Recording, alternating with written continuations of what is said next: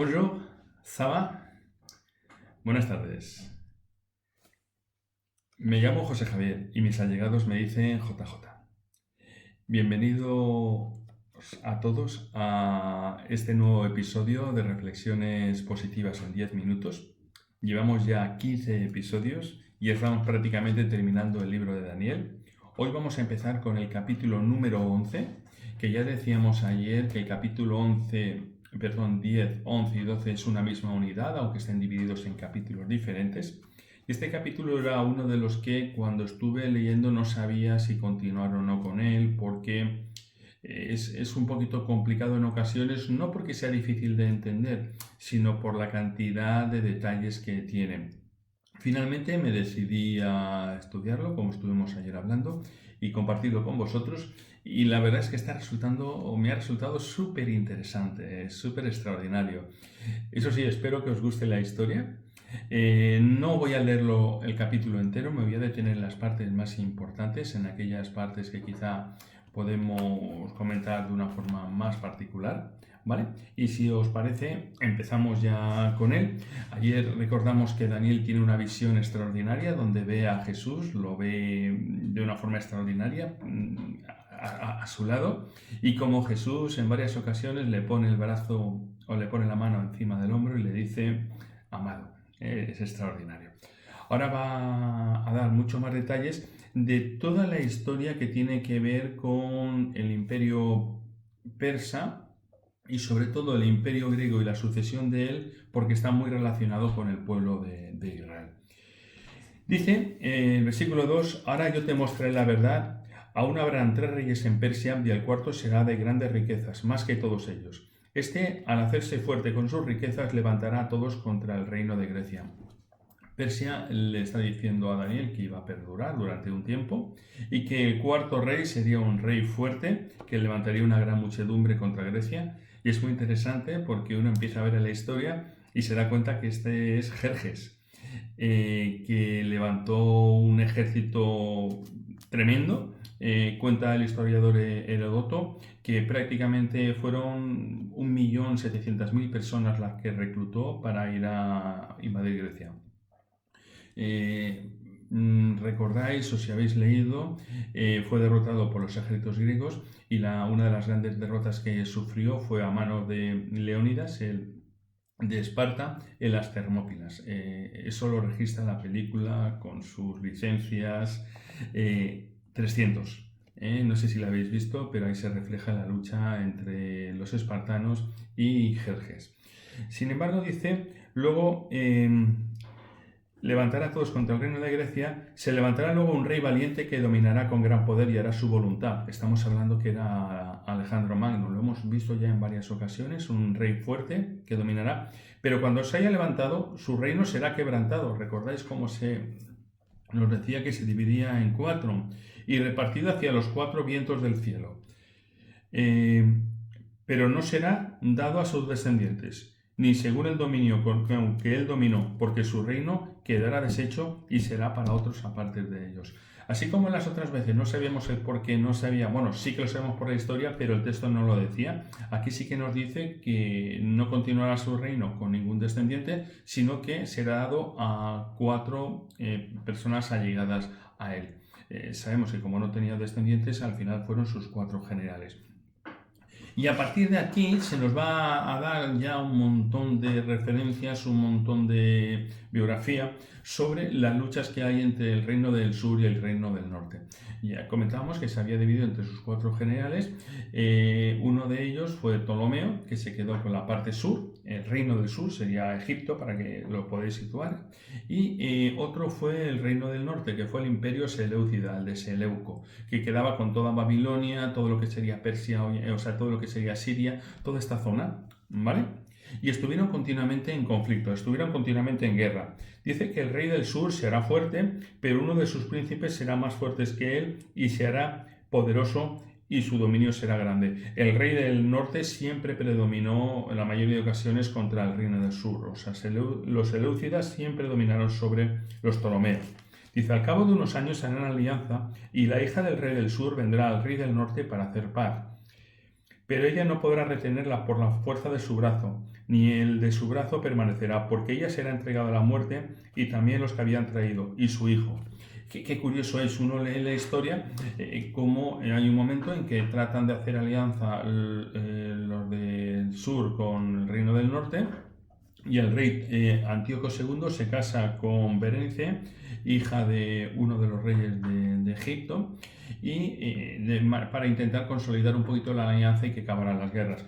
Sin embargo, la historia nos comenta como la primera mujer de Antíoco II, por celos, viendo que cuando muriera su marido el reino iba a ser dado a un extranjero, mató tanto a esta reina que habían hecho para firmar la alianza, Berenice, como al hijo de ella, ¿vale?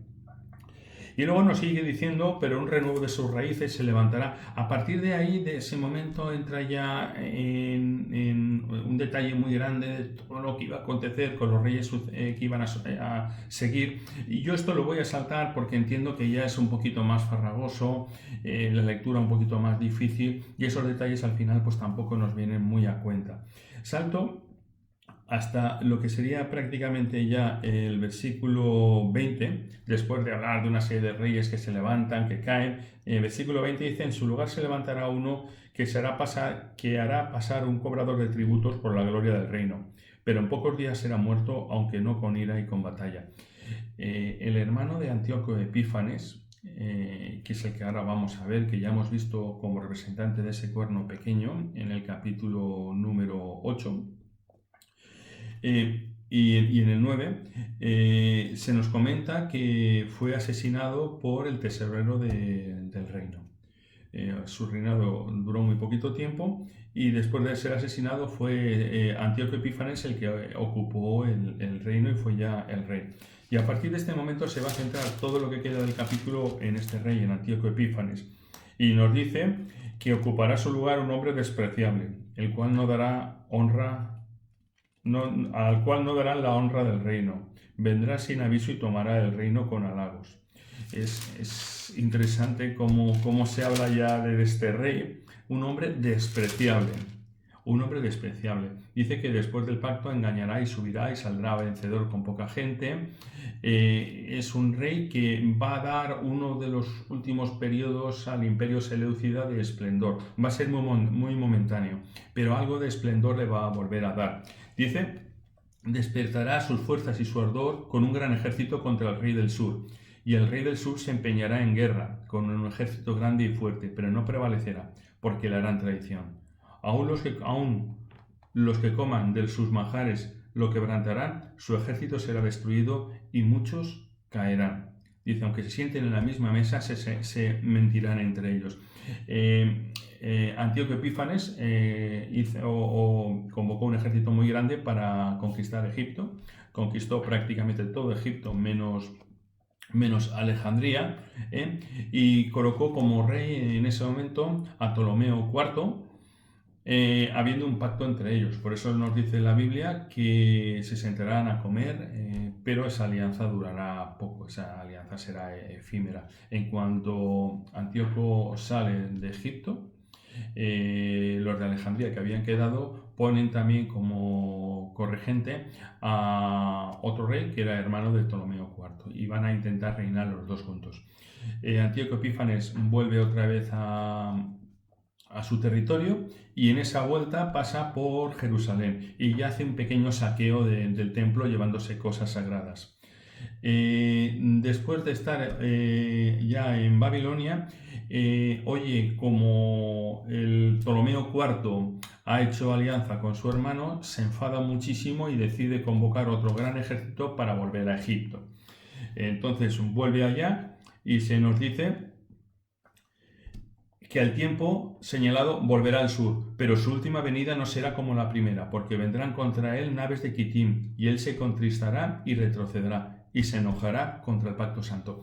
Él vuelve a Egipto, conquista Chipre, va a Egipto a conquistarlo todo, pero en ese momento hay un nuevo imperio que está desarrollándose, es el Imperio Romano.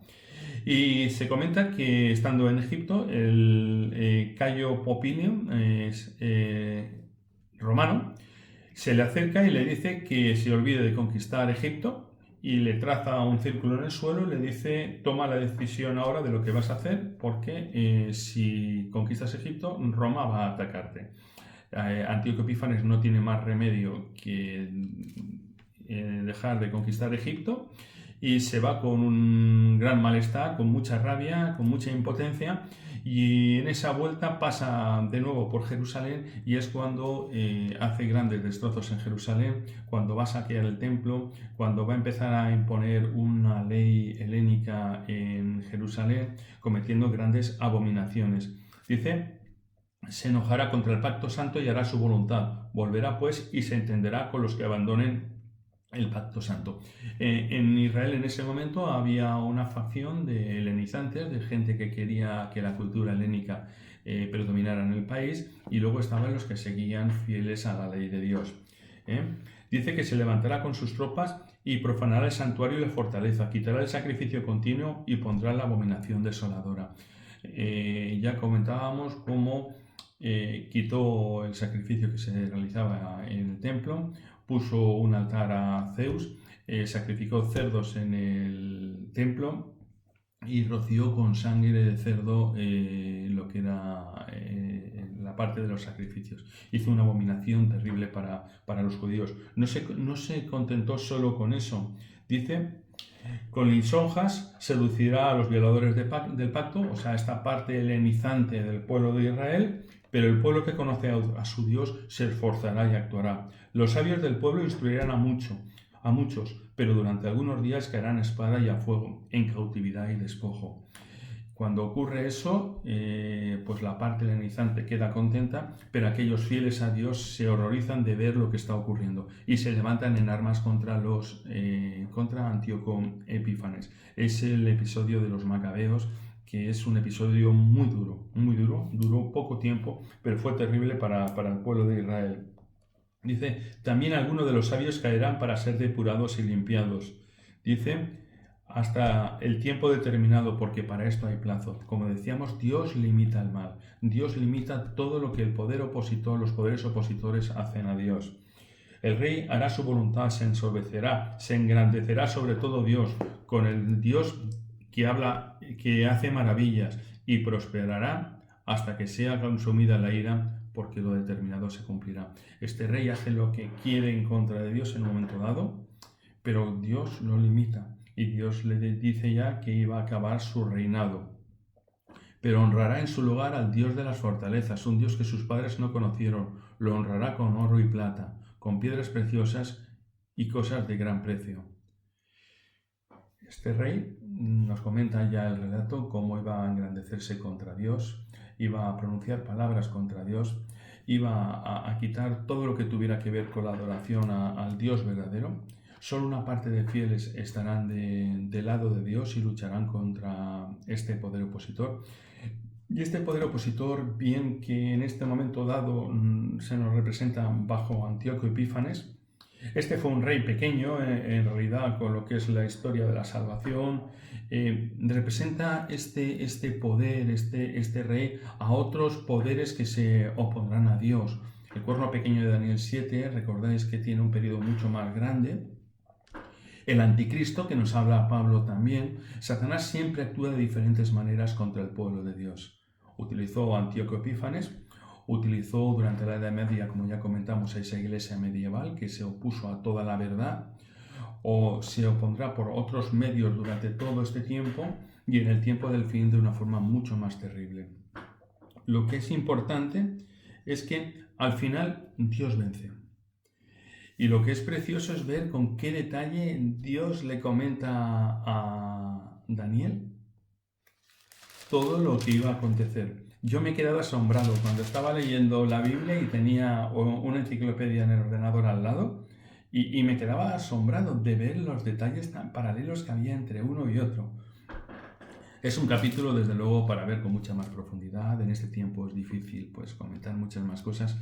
Simplemente la idea que quiero dejaros es ver cómo Dios cuida de su pueblo. Como a pesar de que las cosas no siempre salen como nosotros queremos, Dios sabe todo lo que va a ocurrir. Y lo sabe con un detalle verdaderamente impresionante. Impresionante. Cuando uno lee este capítulo, se plantea decir con qué meticulosidad, Dios es capaz de saber todo lo que iba a ocurrir. De la misma manera, Dios sabe todo lo que va a ocurrir en nuestras vidas. Y no solo sabe lo que va a ocurrir, que eso es importante. Lo más importante es saber que tiene la solución para cada uno de nuestros males y cada uno de nuestros problemas. Dios tiene un camino para ti, Dios tiene un camino para mí. Y lo tiene calculado al milímetro. La diferencia es que nosotros queramos ir por ahí o no queramos ir por ahí. Esa es la gran diferencia. Aquí hubieron reyes que se pusieron arrogantes contra Dios, que hicieron todo lo posible por quitar la verdad y no lo consiguieron. No lo consiguieron. Porque Dios triunfó sobre todos. Porque Él era el que quitaba y el que ponía reyes. Nada más por hoy. El capítulo me ha gustado mucho. Históricamente me encanta la historia. Yo os animo a que podáis el capítulo 11 leerlo detenidamente, sabiendo que el rey del sur son siempre los Ptolomeos y el rey del norte los Seleucidas, y ese conflicto entre ambos, y como el pueblo de Dios está en medio, pero Dios va a vencer al final. Que tengáis un bonito día, que el Señor os bendiga muchísimo y recordad como siempre dar al like, a la campanita y suscribiros. Si os parece, yo sigo estudiando. Bendiciones.